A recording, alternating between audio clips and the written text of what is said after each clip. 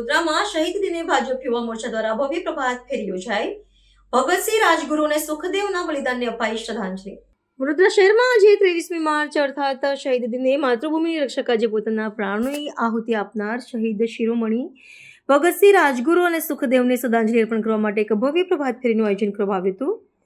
ભારતીય જનતા પાર્ટીના યુવા મોરચા દ્વારા વહેલી સવારે 7:30 વાગે ન્યાય મંદિરના કોરા પાસેથી આ દેશભક્તિ સફર યાત્રાનો પ્રારંભ કરવામાં આવ્યો હતો. વર્ષ 1931માં આજના જ દિવસે અંગ્રેજી શાસન સામે અડગ ઉભા રહીને હસ્તમુખે ફાંસીના માંચડે ચડી જનાર આ વીર સપૂતોના બલિદાનને રાષ્ટ્રીય આજના પવિત્ર દિવસે ભાવભીની અંજલિ પાઠવી હતી.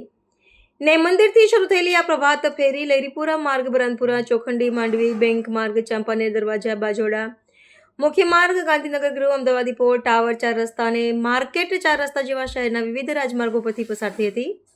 આ યાત્રાનું મુખ્ય આકર્ષણ યુવાનોની વેશભૂષા હતી, જેમાં એક યુવતીએ ભારત માતાનું અને 3 યુવાનોએ શહીદ ભગતસિંહ રાજગુરુ તથા સુખદેવનું સ્વરૂપ ધારણ કર્યું હતું.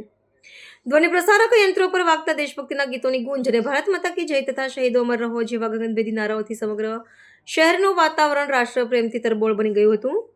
શહેરના વિવિધ વિસ્તારોમાં પરિભ્રમણ કર્યા બાદ આ પ્રભાત ફેરી લાલકોટ સ્થિત શહીદ ભગતસિંહ ચોક ખાતે સંપન્ન થઈ હતી, જ્યાં શહીદ ભગતસિંહની પ્રતિમાને પુષ્પમાળા અને શ્રદ્ધાસુમન અર્પણ કરી વીર શહીદોને નમન કરવામાં આવ્યા હતા.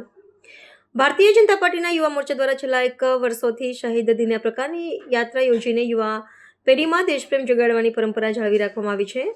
રાષ્ટ્રને સમર્પિત આ કાર્યક્રમમાં વડોદરા શહેર ભારતીય જનતા પાર્ટીના અધ્યક્ષ જયપ્રકાશ સોની, યુવા મોરચાના પ્રમુખ, પૂર્વ નગરસેવકો સહિત મોટી સંખ્યામાં પક્ષના કાર્યકર્તાઓ અને રાષ્ટ્રપ્રેમી નાગરિકો ઉત્સાહભેર જોડાયા હતા.